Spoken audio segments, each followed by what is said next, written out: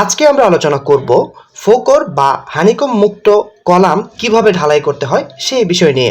সাধারণত আমরা কলাম ঢালাই করার পরে শাটারিং খোলার সময় কলামের গায়ে ছোট ছোট বেশ কিছু ফোকর দেখতে পাই। এগুলোকে সাধারণত ইঞ্জিনিয়ারিং ভাষায় হানিকম বলে থাকে।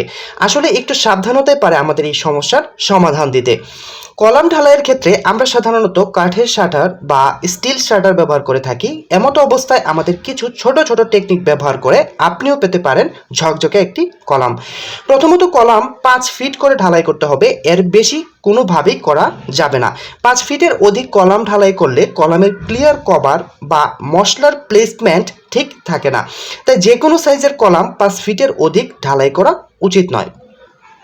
কলাম ঢালাই করার সময় মশলায় পানির অনুপাত ঠিক আছে কিনা সেই বিষয়টি অবশ্যই নিশ্চিত করতে হবে এবং পর্যায়ক্রমে ব্রাইভেটরের মাধ্যমে কংক্রিট প্লেসমেন্ট করে নিতে হবে।